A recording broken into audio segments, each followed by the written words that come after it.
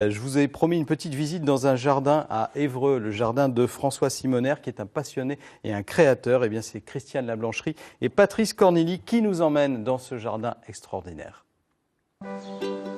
Si on connaît Évreux pour sa cathédrale, il va falloir désormais compter aussi avec le jardin du 12 rue de la Marne. Une adresse où l'office de tourisme envoie volontiers promeneurs et amateurs de plantes en tout genre. Le propriétaire des lieux est ravi de faire découvrir son univers, mais attention, sa passion est contagieuse. Comment ça vous est venu, vous, cet amour des plantes? Depuis que je suis tout petit. Je suis passionné depuis que je suis gamin. J'ai toujours aimé les plantes, toujours gratouillé la terre. C'est le syndrome d'Obélix, c'est ça? C'est le syndrome d'Obélix, voilà. Je suis tombé dedans tout petit.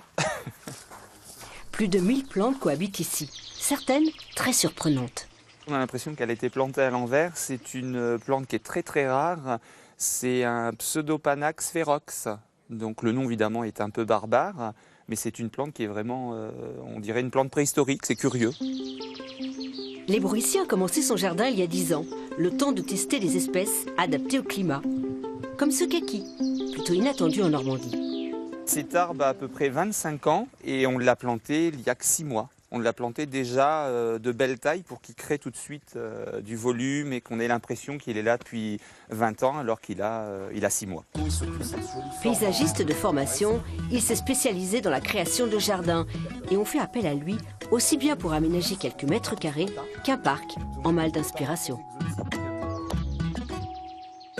Vous avez une formule, vous dites qu'avant de conseiller vos clients, vous les déconseillez. Qu'est-ce que ça signifie?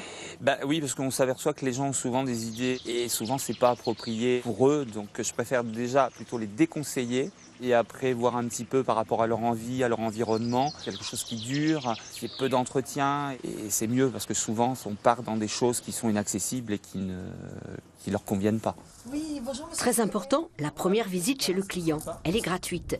L'occasion pour lui de s'imprégner des lieux, d'installer un jardin virtuel. Ça serait bien quand même de végétaliser un peu ce mur en hauteur. Là, j'hésiterais pas à faire vraiment du volume léger, mais quelque chose de haut. Ça fasse comme une pièce. Est-ce que vous voyez un petit peu à quoi peut ressembler votre jardin dans le futur? Ça fait-il quand il me propose un espace un peu plus de vie là, au niveau de la terrasse, ça me plaît assez. Il est de bons conseils. François proposera ensuite un devis et l'aventure commencera ou pas. Est-ce que les jardins ressemblent à leurs propriétaires? Souvent oui, mais souvent les gens ont une définition de leur jardin, le voient pas forcément comme chez eux. Donc moi je leur apporte des petites choses supplémentaires qui font justement qu'après c'est mieux, quoi. Ça leur convient plus et ça leur ressemble beaucoup plus. En tout cas, une chose est sûre, ce jardin ressemble à son créateur, généreux, audacieux, un concentré d'optimisme qui rend la vie plus belle.